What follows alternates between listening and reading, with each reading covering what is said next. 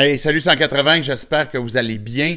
J'espère que vous profitez de ce dimanche pour vous relaxer avec une tasse de café pour suivre la série Tuning. On est à ce sujet qu'on veut tourner aujourd'hui qui concerne l'Église. Si vous joignez à nous pour la première fois, je m'appelle David, je suis pasteur de l'Église 180 et on a commencé, comme je disais, il y a quelques semaines, une série qui nous permet de revisiter le christianisme 101. C'est quoi les sujets principaux qui concernent le christianisme qu'on a besoin de revenir pour tourner un peu comme un poste de radio, des oreilles de lapin sur une télévision ou sur un moteur d'auto, par exemple, qu'on va tourner pour qu'on puisse revenir vraiment à comme capter le bon poste. Là. C'était quoi le plan initial de Dieu? Et puis, quand on parle de foi, de religion, on est particulièrement sensible justement au fait que on aimerait comprendre l'essence, vraiment, c'est quoi la nature, c'est quoi vraiment les racines comme telles de cette foi-là qui est le christianisme, par exemple. Et quand on a vu, par exemple, on a parlé de péché, il y a une couple de semaines, on a parlé la semaine passée de rédemption, c'est des mots qui, pour nous, évoquent certaines choses, qui a certains, des fois, un certain bagage de compréhension ou d'incompréhension ou de questions. Et le fait de pouvoir revisiter ces sujets-là, nous donne l'occasion de pouvoir aller plus loin dans notre découverte de qui est Dieu. Autant si on n'est pas croyant encore puis qu'on est en train de vouloir découvrir c'est quoi le christianisme, mais c'est important de savoir c'était quoi la base que Jésus voulait, par exemple, de son Église. Ou si on est croyant, même que ça fasse, je sais pas moi, 15 ans, ou ça fasse 15 jours, c'est une bonne chose que de revisiter les sujets, comme j'ai mentionné, là, par exemple, la Trinité, la révélation, le péché, etc., pour qu'on puisse savoir, c'est quoi que Dieu avait à nous dire, qu'est-ce qu'on a à comprendre et comment est-ce qu'on veut découvrir ce Dieu de la Bible, par exemple, puis Jésus-Christ qui est Dieu, notre Sauveur. Dans le fond, je commence avec un premier texte ce matin pour introduire justement la notion de ce sujet qui est l'Église. Et le texte de Pierre, c'est dans 1 Pierre 2, verset 4 à, je vais lire dans le fond, verset 4 à 12, vont nous révéler l'intention de Dieu. On pourrait lire différents autres textes, évidemment, pour voir ce que c'est l'Église. Mais je trouvais intéressant d'utiliser le texte de Pierre de 1 parce qu'il est clair en ce qui concerne qui est Jésus, qui est son Église, c'est quoi ça implique, etc. Mais aussi, c'est intéressant parce que Pierre était un des apôtres de Christ. L'Église catholique va même croire que Pierre était le premier pape. Et pour nous, protestants, on croit que Pierre était un apôtre, effectivement important comme les autres apôtres, à qui Jésus avait donné les clés du royaume, mais d'avoir sa perspective, finalement aussi inspirée par l'Esprit de Dieu, mais qu'on puisse découvrir c'est quoi l'Église. Donc, si vous êtes prêts, on tourne dans 1 Pierre, chapitre 2. Je vais lire les versets 4 à 12. Pierre, il va dire « Approchez-vous donc de Christ, la pierre vivante rejetée par les hommes, mais choisie et précieuse devant Dieu. Et vous-même, en tant que pierre vivante, laissez-vous édifier pour former une maison spirituelle, un groupe de prêtres saints, afin d'offrir des sacrifices spirituels que Dieu peut accepter par Jésus-Christ. En effet, il est dit dans l'Écriture, « Je mets dans Sion une pierre angulaire choisie, précieuse. Celui qui croit en elle n'aura jamais honte. » Verset 7. « Elle est donc précieuse pour vous qui croyez. Mais pour les gens sans foi, la pierre rejetée par ceux qui construisaient est devenue la pierre angulaire. Elle est aussi une pierre qui fait obstacle et un rocher propre à faire trébucher. Ils s'y heurtent parce qu'ils désobéissent à la parole et c'est à cela qu'ils ont été destinés. Vous, au contraire, vous êtes un peuple choisi, des prêtres royaux, une nation sainte, un peuple racheté afin de proclamer les louanges de celui qui vous a appelé des ténèbres à sa merveilleuse lumière. Vous qui autrefois n'étiez pas un peuple, vous êtes maintenant le peuple de Dieu. Vous qui n'aviez pas obtenu compassion, vous avez maintenant obtenu compassion. Verset 11. Bien-aimés, je vous encourage en tant que résident temporaire et étranger sur terre à vous abstenir des désirs de votre nature propre qui font la guerre à l'âme. Ayez une bonne conduite au milieu des non-croyants, afin que là même où ils vous calomnient comme si vous fassiez le mal, ils remarquent votre belle manière d'agir et rendent gloire à Dieu le jour où il interviendra. Dans ce texte-là, on va se poser différentes questions. Puis la première des questions qu'on va se poser, c'est quoi l'Église? C'est quoi l'Église comme telle? Parce que on va avoir cette question-là parce qu'on va regarder autour de nous, on va voir plein d'églises, plein de noms différents. Il semble qu'il y a, je disais tantôt, l'Église protestante, l'Église catholique, on a aussi l'Église orthodoxe un peu plus en Europe, moins présente en Amérique, qui est trois comme branches majeures. Mais pourquoi? C'est quoi ce type d'église-là? Pourquoi est-ce qu'il y en a autant? C'est laquelle la bonne, finalement? Puis si même on regarde au Québec, ou un petit peu plus grand, des fois Canada, États-Unis, puis on regarde les églises, même dans une seule même branche, comme par exemple chez les protestants, les évangéliques, bien, on va voir qu'il y a plusieurs expressions d'église, et on pourrait se demander, ben, c'est laquelle la bonne? Est-ce qu'il faut que l'Église soit dans une maison? Est-ce qu'il faut que l'Église soit dans un bâtiment? Est-ce qu'il faut que l'Église ait des officiers, des personnes qui vont s'en occuper? Tantôt, je me présentais comme le pasteur de l'Église. Mais est-ce qu'il doit en avoir comme qui ont un rôle spécifique dans l'Église pour être organisée? Ou est-ce qu'elle doit être uniquement organique, dirigée par l'Esprit de Dieu? L'Église, c'est laquelle la bonne? Bien, quand on regarde, par exemple, le verset 5 qu'on vient de lire, le texte nous dit « Et vous-même, en tant que pierre vivante, laissez-vous édifier pour former une maison spirituelle. » L'Église, dans sa nature, l'Église, c'est une maison spirituelle. C'est pas un bâtiment.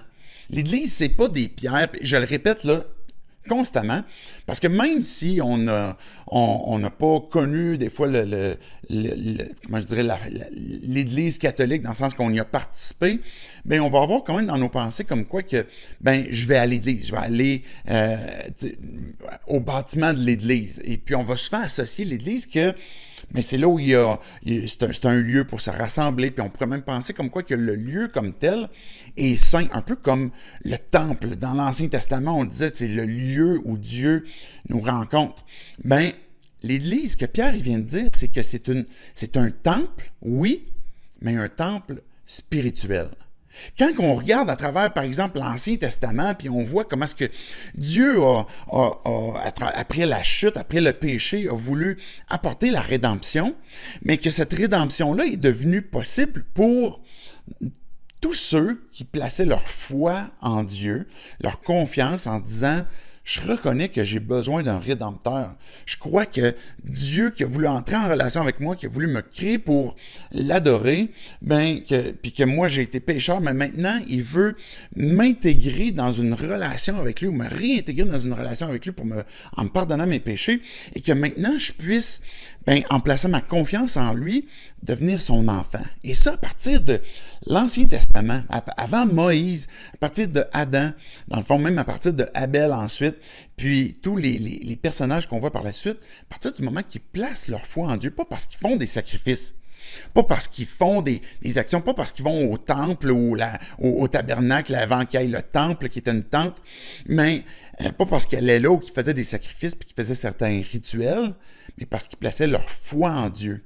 Et c'est ça qui détermine quand on est dans la maison de Dieu, quand on est dans cette relation avec Dieu, puis qu'on est une maison spirituelle. Et quand on arrive dans la Nouvelle Alliance, on va parler du Nouveau Testament dans la Bible, mais c'est parce que c'est le moment où Dieu qui s'est incarné, Jésus, puis on parlait de rédemption la semaine passée, qui est notre Rédempteur, il est venu accomplir parfaitement tout ce que Dieu avait prévu pour qu'on puisse, être pardonné, racheté, puis qu'on puisse être en relation avec lui et qu'on puisse être intégré dans sa famille.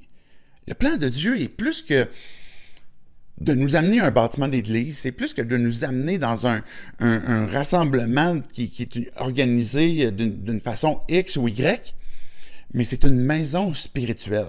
Dans le fond, l'église, c'est quoi? C'est une famille. On parle Jésus nous a enseigné comment prier notre Père qui est aux cieux. Il est en train de nous montrer comme quoi que on est intégré dans une famille. Quand on se fait baptiser, je place ma foi en Christ, je veux le suivre.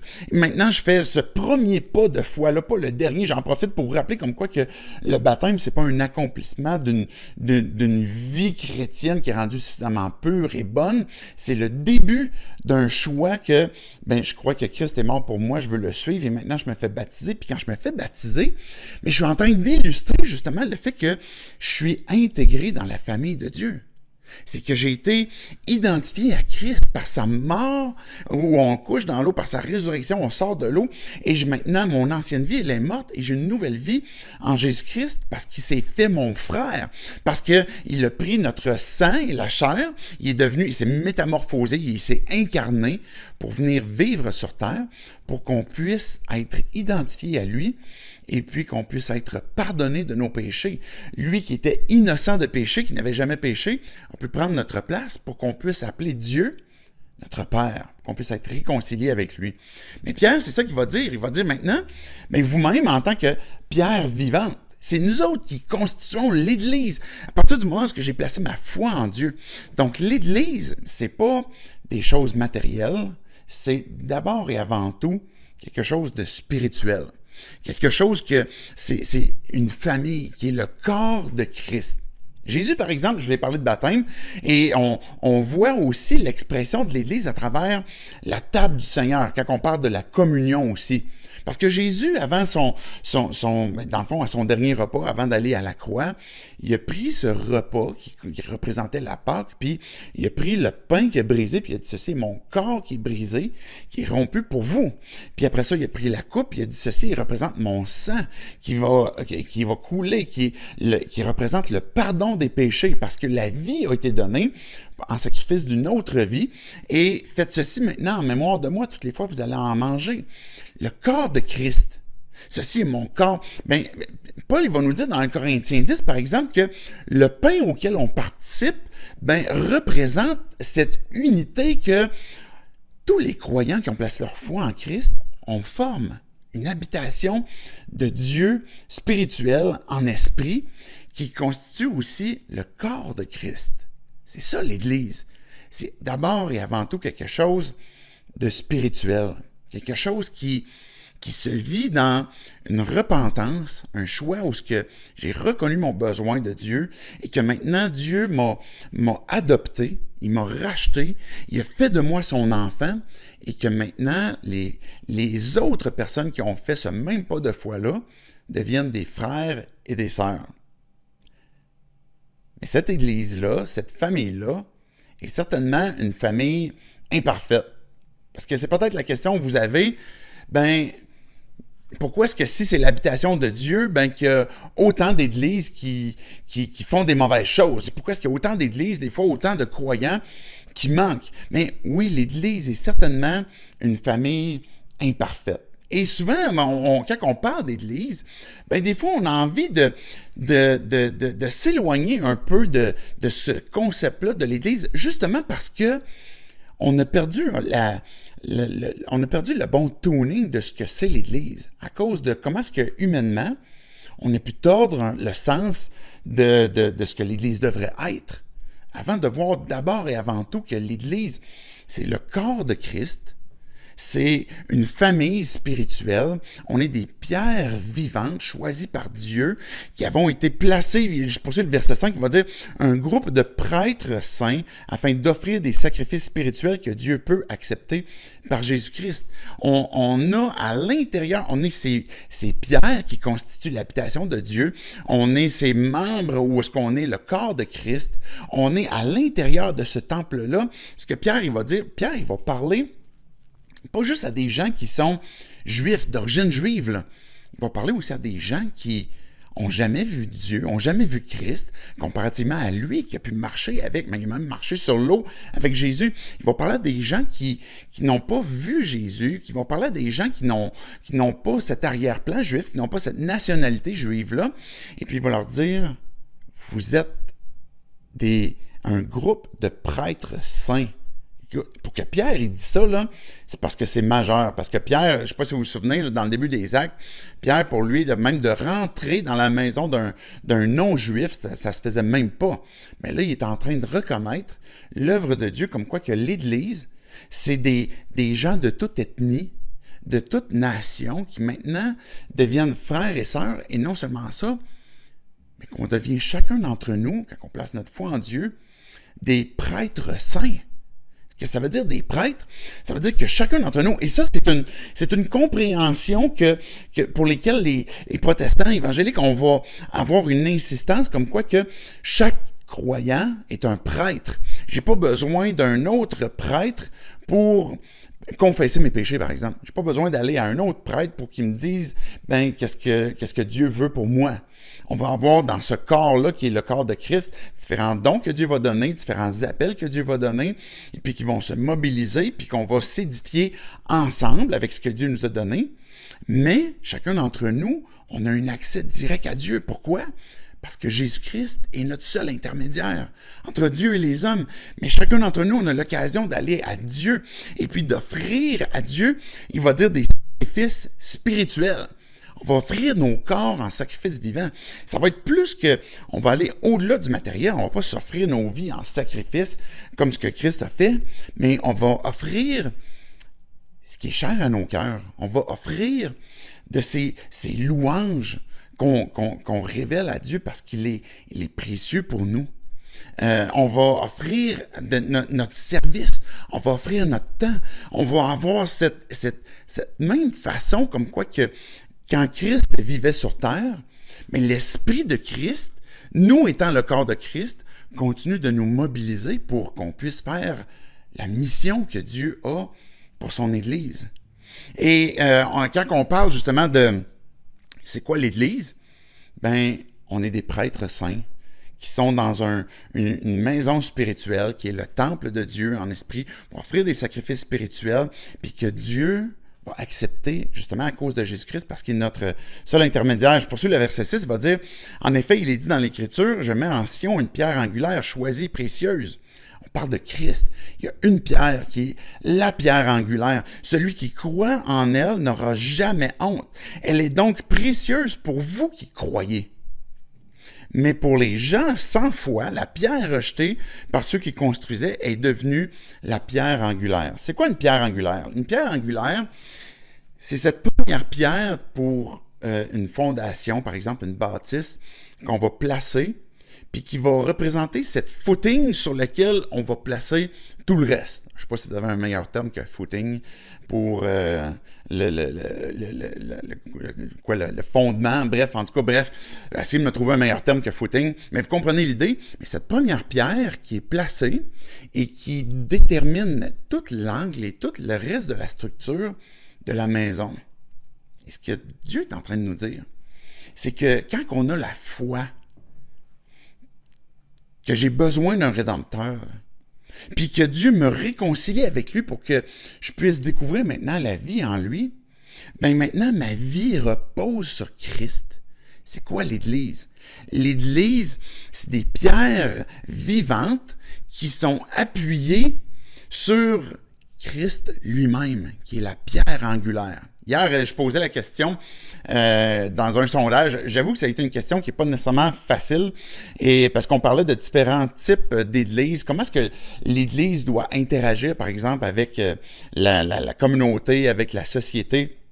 Et puis, c'est pas, comme je disais, une question facile. Et puis, je parlais de 3 types de réponses qu'on pourrait avoir par rapport à notre implication dans la société. Et de ces réponses-là, bougez pas. Je parlais de transformationniste. On parlait aussi d'adaptionniste. Celle-là, c'est un peu mon terme. Là. Je pense pas, cherchez pas ça dans le dictionnaire, là, ça n'existe pas. Et puis aussi de pertinence ou de contre-culturel. Fait que 3 types d'églises. Je disais que l'église transformationniste, on pourrait croire comme quoi que l'église doit s'investir absolument dans toutes les sphères de la société, dans les grands enjeux pour militer contre ce qui est immoral, puis vraiment apporter les valeurs chrétiennes pour amener à ce que la société puisse être transformée. Et pour avoir une autre compréhension que l'Église, plutôt, elle devrait s'intégrer dans la culture, pas pour être contre certains aspects, puis évoluer dans certains enjeux, mais plutôt pour venir endosser tout ce qui est dans la culture. Donc, on devient très, très accueillant de toute forme de vague, de toute forme de mode qui peuvent arriver, puis finalement de voir que, OK, Dieu est présent dans la société, et puis que je vais maintenant comme m'associer à la société pour le plus possible avec la culture, pour montrer comme quoi que Dieu est présent. Et à l'inverse, ça pourrait amener dans cette idée d'aller vraiment avec la culture, qu'on perd nos racines, on perd ce qui distingue l'Église du reste du monde. L'Église veut dire appeler à l'extérieur d'eux. Donc, si je vais, comme les transformationnistes, par exemple, dire, OK, je vais trouver ma différence dans la confrontation avec ce que je crois qui, dans le christianisme, n'est pas moral, et puis là, on va confronter ces différentes choses-là, mais on pourrait penser comme quoi que c'est là qu'on va réussir à transformer notre culture. L'Église va venir transformer, ou à l'autre côté, je disais, de venir s'adapter à un point tel que, finalement, on perd même l'essence du message, par exemple, de l'Évangile, puis on continue à peut-être amoindrir ou adoucir le plus possible pour qu'il y ait le moins de confrontation, le moins de clash possible avec notre culture. Puis le troisième élément, qui est contre-culturel, qui finalement, on s'isole le plus possible parce qu'on croit que l'Église n'a rien à voir avec la culture, la société, et l'Église devrait devenir une nouvelle société dans laquelle maintenant on va venir pour vivre, avoir une nouvelle vie, etc., puis le moins possible soit aller dans la culture ou laisser entrer la culture pour pas qu'on soit corrompu. Maintenant, comment est-ce que l'Église doit agir? Je dis que l'Église, c'est le corps de Christ, la pierre angulaire sur laquelle on va s'appuyer puis sur laquelle on va s'édifier ensemble. Quand Jésus est venu sur terre, comment est-ce qu'il procédait? Si on est le corps de Christ, comment est-ce qu'on poursuit sa mission encore aujourd'hui? À quoi est-ce qu'il nous appelle? On voit dans le Sermon sur la montagne, quand que Jésus est en train de s'adresser, par exemple, aux foules, il est en train d'avoir un discours et une approche qui fait que les gens comprennent qu'est-ce qu'il dit. On comprend, Jésus, ce que tu dis, puis on comprend un point tel que on le sait maintenant qu'il y a des décisions qu'on a à prendre. Puis on voyait la réaction des gens qu'il y a des foules qui venaient à Jésus parce qu'ils voulaient le suivre, parce qu'ils voulaient le connaître, puis il y avait d'autres gens qui voulaient rien savoir de Jésus. Jésus n'avait pas une approche élitiste.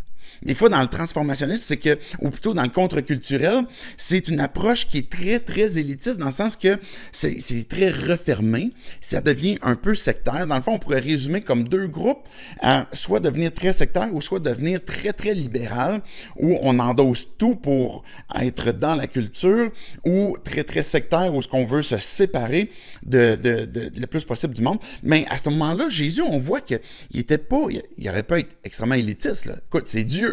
C'est la parole lui-même. Il aurait pu venir, puis qu'aucun scribe pharisien, puis n'importe qui n'aurait pas compris ce qu'il est en train de dire. Mais il parlait en parabole. Il racontait des histoires pour qu'on catch.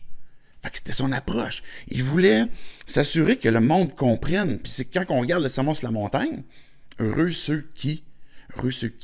Puis il va donner plein d'exemples. Puis quand on voit la fin du Sermon sur la montagne, les gens repartaient, puis ils disaient, ce gars-là enseigne comme aucun.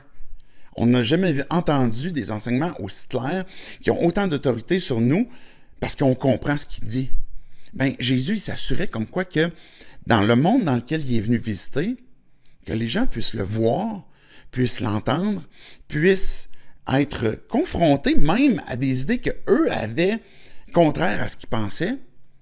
Mais Jésus n'a jamais été dissipé à un point qu'il a voulu froisser personne, mais qu'il y a eu certainement des aspects contre-culturels.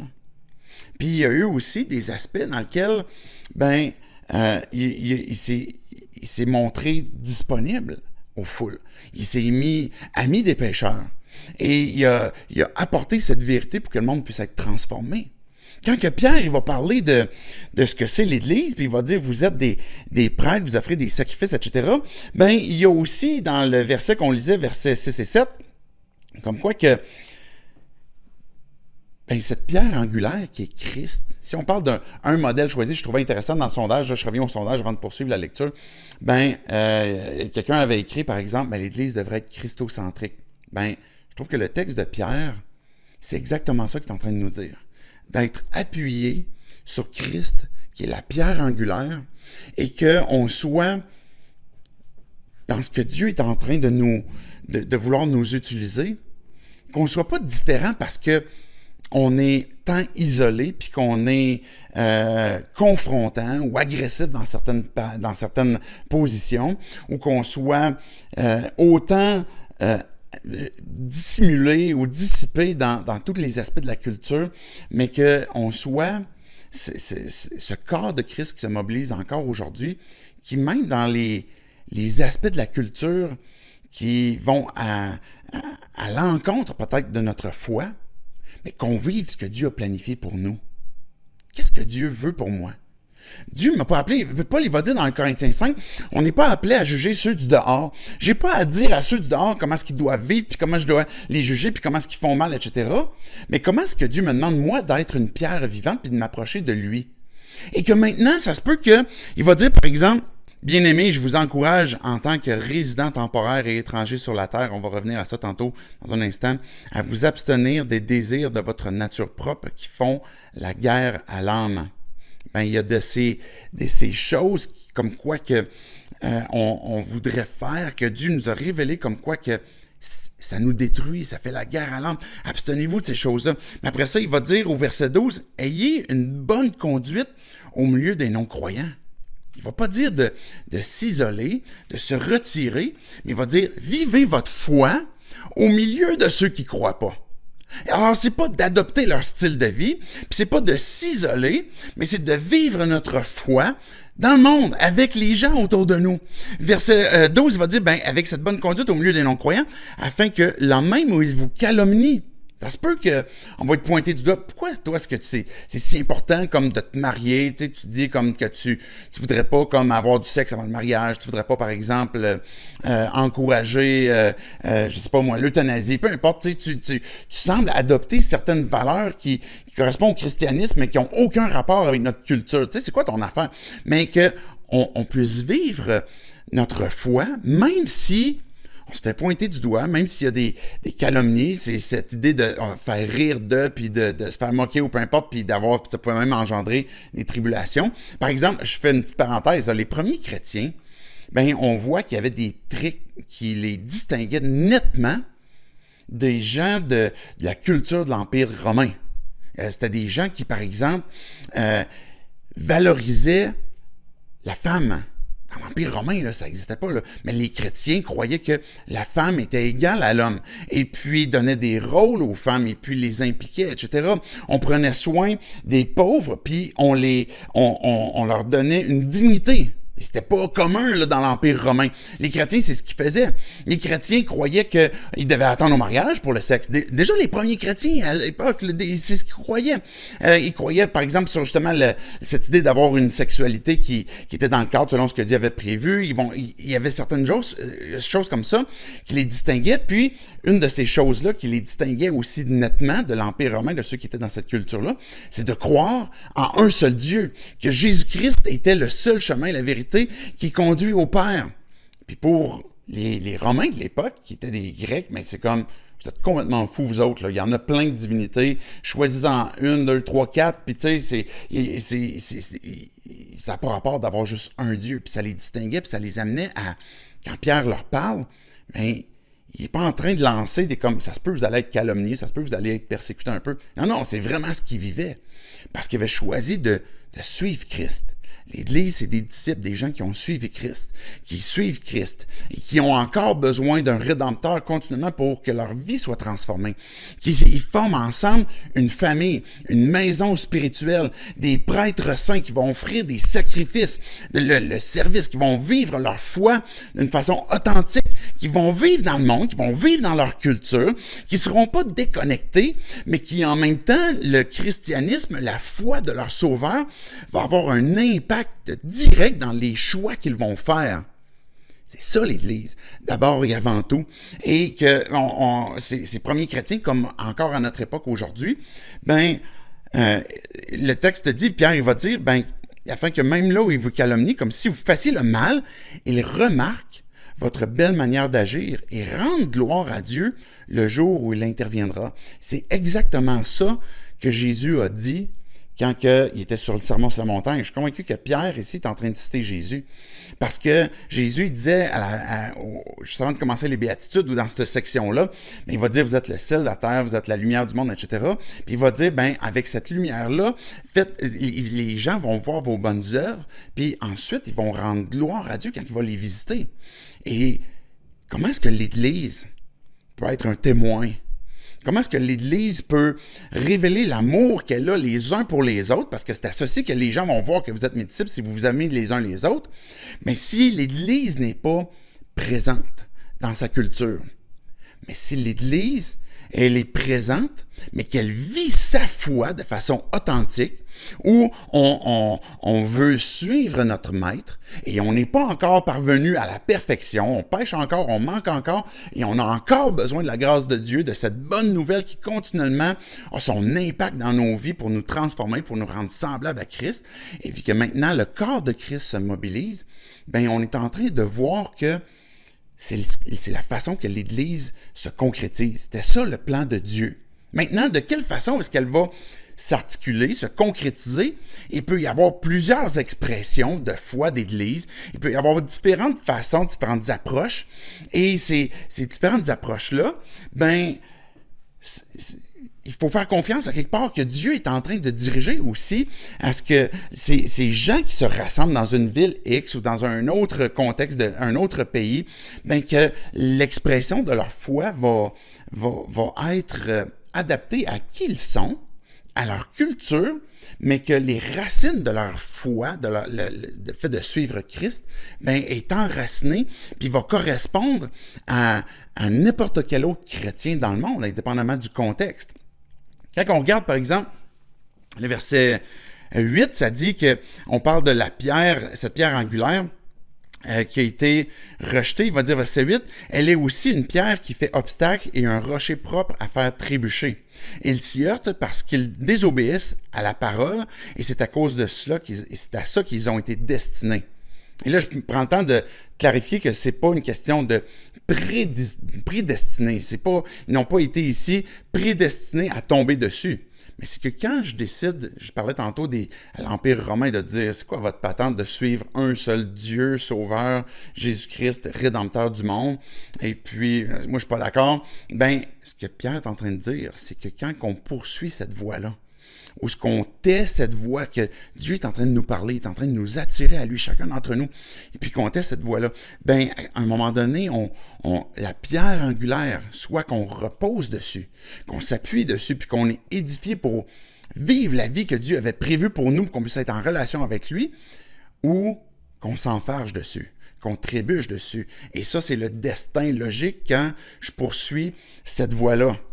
Mais le texte nous dit qu'il y a un choix à faire. On parle de ceux qui construisaient, qui ont rejeté la pierre. Ça fait certainement référence aux Juifs de l'époque qui avaient un rôle, par exemple, d'enseignants, de docteurs, comme par exemple Nicodème, qui étaient des gens qui connaissaient, par exemple, la Torah, connaissaient Moïse, connaissaient les prophètes, etc. Et puis que c'est ces gens-là qui, avec la connaissance qu'ils avaient des Écritures, auraient dû voir en Christ le Messie, celui qui était le Christ, celui qui nous a été donné.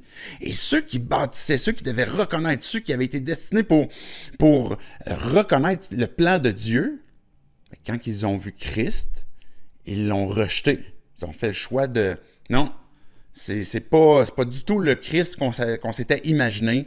On s'attendait vraiment à autre chose. On s'attendait pas que le Christ allait être l'ami des pécheurs, qu'il allait paraître aussi faible. On voit des miracles, on voit des choses. Il y en a qui l'appellent des prophètes, mais on est prêt à te crucifier si tu te fais fils de Dieu, si tu te fais Dieu toi-même. Et puis, il y a cette première référence, certainement, comme quoi que ceux qui bâtissaient ont rejeté Christ. Mais quand on réfléchit à nos propres vies, chacun d'entre nous, on a aussi une pierre angulaire sur laquelle on cherche une stabilité, sur laquelle notre vie repose. Quelque chose qui est profond dans le fond de nos tripes, de notre cœur, qui pour nous est extrêmement important, puis qu'on ne voudrait surtout pas perdre. Je ne voudrais pas perdre mes relations. Je voudrais pas perdre ma sécurité financière. Je voudrais pas perdre ma santé, le contrôle que j'ai sur comment est-ce que je suis une bonne personne, par exemple.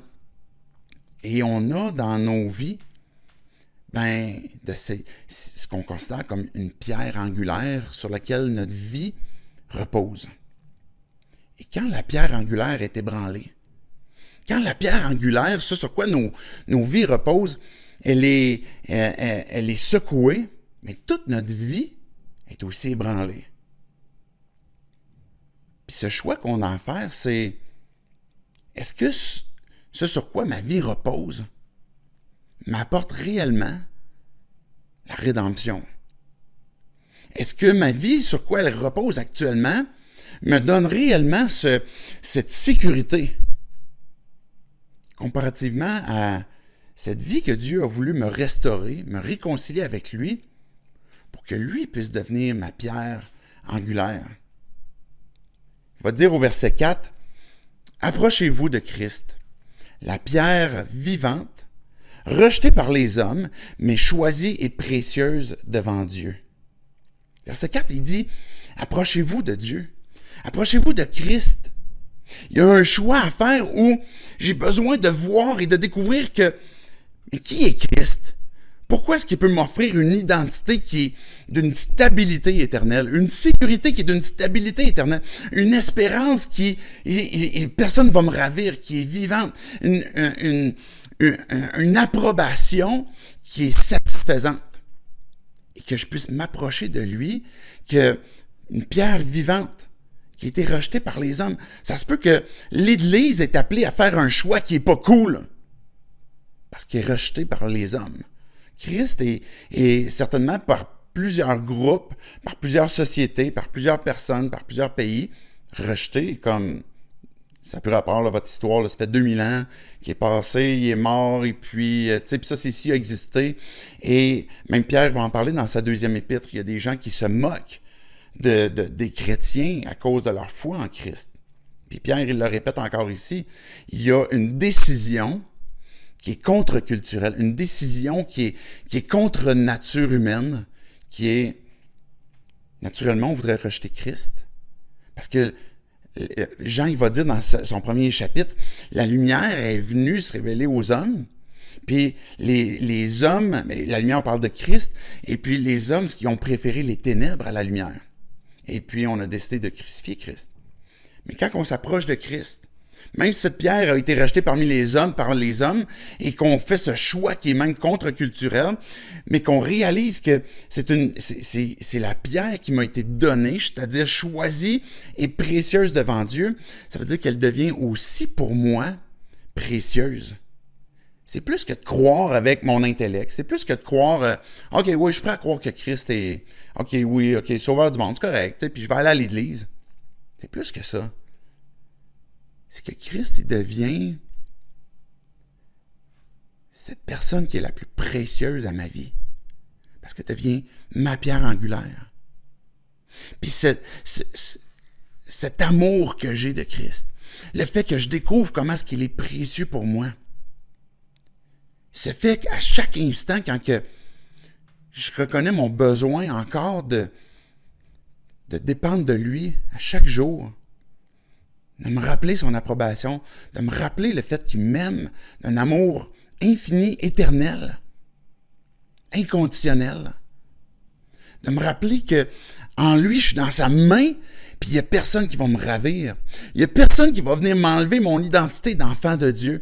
Il n'y a personne qui va venir m'accuser devant Dieu en me disant « Regarde, il y a encore péché, il y a encore manqué, il y a encore... » Parce que Christ est celui qui me donne à chaque instant la vie, qui me rappelle à chaque circonstance comment est-ce que il m'a donné sa vie pour moi. Comment est-ce qu'à chaque instant, quand je tombe, il est là pour me donner la main puis me relever. Parce qu'il prend plaisir à mes pas. Et puis, il veut me conduire, il veut marcher avec moi. Il me donne son esprit pour que je puisse me fier sur lui, puis qu'il est mon consolateur, puis qu'il peut diriger ma vie. J'ai besoin de Christ dans ma vie comme pierre angulaire, mais que je puisse me laisser toucher de son amour, pour que je puisse comprendre puis découvrir de plus en plus comment ce qui est précieux à ma vie. Puis il va dire, verset 6, je vais le relire, on l'a lu tantôt, en effet, il est dit dans l'Écriture, « Je mets dans Sion une pierre angulaire choisie, précieuse, et celui qui croit en elle n'en aura jamais honte. » Parce qu'à un moment donné, je parlais la semaine passée d'une repentance, une tristesse selon Dieu qui conduit à la repentance, dans laquelle on ne revient jamais, parce qu'on a découvert comment est-ce que Dieu est en train de transformer nos vies, comment est-ce que Dieu nous a aimés, comment est-ce que Dieu, il m'a intégré dans sa famille, oui, qui est une famille imparfaite, parce qu'il y a plein de gens encore qui sont comme moi imparfaits, mais que j'aurai jamais honte parce que je vois comment est-ce qu'il transforme ma vie. Je vois comment est-ce qu'il transforme ma famille. Je vois comment est-ce qu'il transforme mes frères et mes sœurs. Je vois comment est-ce qu'il transforme mon Église. Les croyants, on est appelés à aimer l'Église. On est appelés à s'investir pour l'Église. Parce que c'est le corps de Christ. De ne pas continuellement chialer, de ne pas continuellement critiquer, de ne pas continuellement pointer du doigt, mais de voir en l'Église le plan merveilleux et fantastique que Dieu a prévu pour cette Église. Est-ce que ça se peut qu'il y a des Églises qui ont besoin de tuning? C'est sûr, c'est sûr. Puis, lequel dans nos vies n'a pas besoin de tuning? Qu'on a besoin de venir à Dieu et de dire, ben Dieu, montre-moi avec tes yeux, fais-moi entendre avec tes oreilles. Donne-moi ton espérance, donne-moi ta joie de comment est-ce que tu vois l'Église. Puis comment est-ce que tu veux que je la serve? Comment est-ce que dans des situations qui peut-être prennent des décisions, peut-être des gens près de moi qui vont dans des directions que je pense autrement, comment tu veux que je les aime? Parce que la règle dans cette famille que Dieu a établie, c'est d'aimer Dieu, puis d'aimer mon prochain. Mais comment je peux aimer? Comment je peux prier? Comment je peux aider à porter le fardeau de un ou de l'autre? L'Église, je disais tantôt qu'elle peut être dans des maisons, mais elle peut être aussi organisée. Je dis dans les maisons où je pourrais dire, l'Église est organique. Elle est conduite par l'Esprit de Dieu, mais elle est aussi dirigée de par les appels que Dieu nous donne pour chacun d'entre nous, avec les membres que Dieu nous donne, avec notre fonction qu'on a, puis elle s'organise pour avoir une stratégie adéquate pour vivre sa foi d'une façon pertinente dans la culture dans laquelle elle est, pour que, comme ce que Pierre nous a dit tantôt, bien que le monde puisse voir qu'on vit notre foi au milieu de ceux qui ne croient pas. Et puis qu'ils puissent voir et comprendre.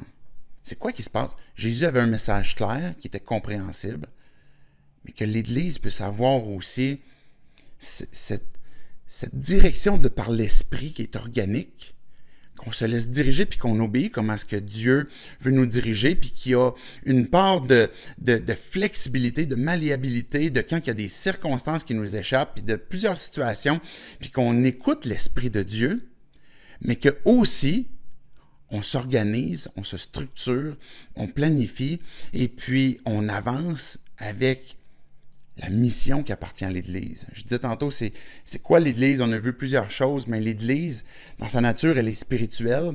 Elle va être organisée aussi, mais elle a aussi une mission.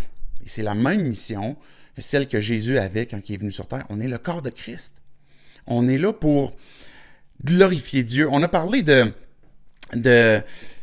je vais le dire, là, du plan de Dieu quand il nous a créés, dans la création. C'était quoi son plan? C'était de nous partager sa gloire, puis qu'on serve à le célébrer, qu'on puisse proclamer qui est Dieu. Puis Pierre, il va dire exactement la même chose. Il va dire que on est, verset 10 par exemple, il dit... versets 9 et 10, il dit « Vous êtes un peuple choisi, des prêtres royaux, une nation sainte, un peuple racheté, afin de proclamer les louanges de celui qui vous a appelé des ténèbres à sa merveilleuse lumière. » Rien de moins, un peuple racheté, une nation sainte, des prêtres royaux qui servent à proclamer les louanges de celui qui vous a appelé des ténèbres à la lumière. Dieu nous utilise pour le célébrer, pour le proclamer. Vous qui autrefois n'étiez pas un peuple, mais maintenant êtes le peuple de Dieu. Vous qui n'aviez pas obtenu compassion, vous avez maintenant obtenu compassion. Mais cette mission que l'on a en Église, c'est de proclamer et de proclamer les louanges. L'Église a pour but de célébrer Dieu, d'adorer Dieu. Puis cette adoration-là va se concrétiser de différentes façons. Ça peut être, et puis on parlait tantôt de sacrifice spirituel, mais quand que j'offre en ma vie en sacrifice mon temps, mon argent, j'offre mes dons, j'offre qui je suis parce que je suis en train de suivre mon maître, et puis je suis en train d'adorer Dieu. Parce que je suis en train de le faire le premier dans ma vie. Puis je suis en train de faire de cette pierre angulaire qui est précieuse pour Dieu, puis qui est ma pierre angulaire, qui est celui sur qui je repose, sur qui l'Église repose, et puis que je suis celui qui va le proclamer, le célébrer, puis découvrir qu'il est précieux pour moi, et puis de pouvoir maintenant aussi montrer comme quoi que Dieu veut réconcilier le monde avec lui. Et ça fait partie de la mission de l'Église. L'Église va adorer Dieu, elle va proclamer cette célébration-là, mais elle va proclamer aussi, mais qui est Jésus? C'est pourquoi est-ce qu'on parle de lui comme étant la lumière? Comment est-ce qu'il vient faire la lumière dans ma vie? Comment est-ce qu'il vient me transformer encore aujourd'hui? Et là, je deviens un témoin. Et l'Église, elle est un peu comme le prêtre où elle devient la lumière pour les nations. Le sel de la terre que Jésus disait, la lumière du monde. On devient cet intermédiaire entre le corps de Christ. L'Église devient celle qui, avec le monde, puis Dieu, on est en train de proclamer qui est Christ pour que le monde puisse venir à Christ, puis être réconcilié avec Dieu. Et ça, c'est notre mission. Et il faut embarquer dans cette mission-là. Indépendamment de notre modèle d'Église, qu'on ait une Église qui soit organisée ou désorganisée, qu'on réussisse ou qu'on manque, mais qu'ultimement, on soit en train de faire la mission que Dieu a planifiée pour nos vies et qu'on repose sur lui. Donc, l'Église, je disais tantôt, c'est une famille qui certainement peut être imparfaite. On a pu être déçus de différentes façons par l'Église. On a besoin de tourner notre compréhension de ce que c'est l'Église, c'est quoi le plan de Dieu, parce qu'on a pu voir des erreurs humaines, des conneries humaines. On a pu voir des églises qui ont complètement manqué puis qui se sont complètement écartées de ce que Dieu avait comme plan. On voit à l'époque même des croisades, comment est-ce que les chrétiens ont agi en barbares, puis que je suis convaincu que jamais Jésus aurait approuvé, mais qu'on puisse tourner le fait que c'est quoi le plan de Jésus? C'est quoi l'intention de Dieu avec l'Église? À 180, on a fait le choix de suivre cette mission, de continuellement la mettre en premier devant nous, d'être de ces adorateurs, puis d'être de ceux qui vont continuellement proclamer, puis continuellement être allumés sur le fait que on va vivre notre foi.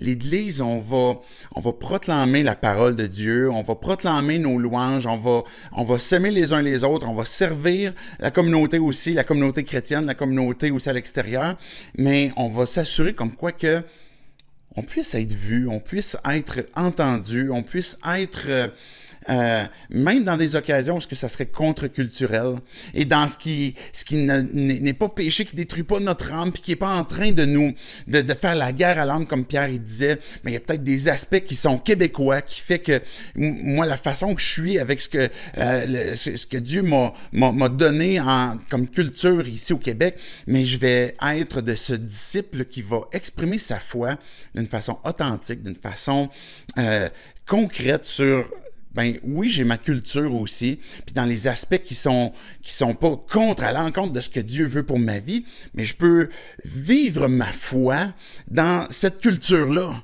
sans penser que j'ai besoin de m'en dissocier, puis dans les aspects qui font la guerre à l'âme, qui est péché, puis qui m'éloignent du plan de Dieu pour ma vie, qui m'amène à la destruction, mais je vais certainement accepter d'être contre-culturel en commençant d'abord et avant tout de m'approcher de Christ, de me reposer sur lui, et puis de vivre ma foi d'une façon vraie, d'une façon authentique, d'une façon transparente, pour que Dieu puisse transformer le monde autour de moi. Donc, l'Église 180, c'est ce choix qu'on fait continuellement que Il y a beaucoup de gens autour de nous qui ont besoin d'entendre parler de Christ, qui ont besoin de redécouvrir c'est quoi l'Église. Il y a des tonnes de personnes, des milliers de personnes qui ont besoin d'entendre ce tuning de ce que c'est réellement l'Église selon ce que Christ avait prévu pour qu'on puisse enlever de ces barrières qui ont été placées avec le temps, qui nous empêchent de s'approcher de Christ, et puis qu'on puisse être cette Église qui va faciliter l'accès au monde envers Dieu. Si vous n'avez pas fait ce choix, je disais tantôt qu'il y a une décision qui doit être prise pour être intégrée dans l'Église. Hors de l'Église, point de salut qu'on disait, mais c'est vrai, parce que on dit que c'est une maison spirituelle. Si je n'ai pas été racheté par Christ, si je n'ai pas placé ma foi en lui, je ne me suis pas repenti de cette pierre angulaire sur laquelle j'ai décidé de m'appuyer, ma santé, ma bonne moralité, mon éducation. Et puis je ne suis pas en train de dire qu'il faut tout rejeter en disant que ça vient tout du diable, mais est-ce que ma vie repose sur ces choses-là qui sont une pierre angulaire dans ma vie? Mais je dois m'en repentir. Je dois dire à Dieu, Dieu, je suis en train de faire dans ma vie différentes choses qui me détruisent et qui me séparent de toi. Puis je reconnais comme quoi que le mal que je fais, le péché que j'ai fait, et puis les conséquences que j'en vis encore aujourd'hui, fait en sorte que je suis séparé de toi. Puis que ta colère est contre moi à cause de ça. Et qu'à l'extérieur de ce plan que tu as prévu pour moi, pour me pardonner mes péchés, je mérite l'enfer. Et là, je dis à Dieu, Dieu, je demande pardon. Fais de moi ton enfant. Christ, je m'approche de toi. Puis peut-être que tu as plein de questions. Mais comment je vais faire pour que Jésus devienne précieux pour moi? Mais demande-le à Dieu. Ouvre sa parole, ouvre la Bible. Peut-être que tu peux commencer dans les évangiles pour découvrir, mais c'est qui Jésus? Si tu n'es pas prêt tout de suite à faire ce pas, cette décision, mais le fait de lire les évangiles, de découvrir qui est Christ, ça va t'aider à tourner sur c'est qui Christ? C'est quoi son plan pour quand il est venu sur Terre, puis quand il s'adresse à l'humanité, puis son plan pour l'Église? Puis peut-être ça va te permettre de redécouvrir, puis de faire tomber certaines barrières pour que tu puisses découvrir que tu as tout à gagner, à abandonner une pierre angulaire sur laquelle tu te reposes actuellement pour dire Jésus, c'est toi, j'ai besoin maintenant. Je vais terminer par la prière. Que Dieu puisse nous diriger, chacun d'entre nous, avec là où ce qu'on est, et qu'on puisse découvrir ce plan qui est l'Église, cette maison spirituelle. Qu'est-ce qu'il nous veut? Comment est-ce qu'il veut nous utiliser dans son Église? Comment est-ce que je peux l'aimer? Comment est-ce que je peux la bénir aussi? Et c'est ce que je veux demander à Dieu dans notre prière. Dieu, je veux dire merci pour cette parole. Merci pour ce texte que tu nous as laissé. Merci, Jésus, pour le fait que c'est toi la pierre angulaire. Pierre, Jésus, c'est toi qui es la pierre angulaire. Et Père, c'est toi qui nous a donné Jésus, qui est cette pierre précieuse. Et tu es celui sur qui, Dieu, on n'aura jamais honte quand on place nos pieds sur toi. Tu nous as intégrés dans ta famille, Dieu, puis je regarde autour de moi, puis il y a plein de frères et sœurs qui semblent encore pécher, qui semblent encore manquer. Des fois, je peux avoir été déçu à cause de l'hypocrisie, à cause peut-être de certaines difficultés, à cause de peut-être un manque d'enthousiasme, peut-être à cause d'un manque de dynamisme dans l'Église. Peut-être que j'ai été déçu de par de l'hypocrisie. Mais Dieu, je veux me laisser diriger par toi pour que je puisse découvrir à travers tes yeux, à travers tes oreilles, mais c'est quoi l'Église? C'est quoi que tu veux pour moi? Indépendamment de ce que je peux percevoir de chez mes frères et mes sœurs, mais je veux pouvoir voir, Dieu, comment est-ce que moi je suis? Comment est-ce que tu veux me placer moi aussi comme une pierre vivante avec d'autres pierres vivantes pour qu'ensemble on puisse former cette maison spirituelle qui te bénit, qui te loue, qui va te proclamer et qui va t'adorer aussi même en se laissant transformer les uns par les autres. Et Dieu, j'ai de la difficulté des fois de m'abandonner à ce que tu puisses me transformer, à ce que peut-être me laisser exhorter par d'autres que tu places autour de moi. Et viens bénir ton Église, viens révéler, Dieu, ce plan que tu as, qui est fantastique, que ton Église va accomplir à travers ta mission. à travers ce que toi t'as prévu. Et c'est en ton nom, Jésus, compris ces choses. Amen.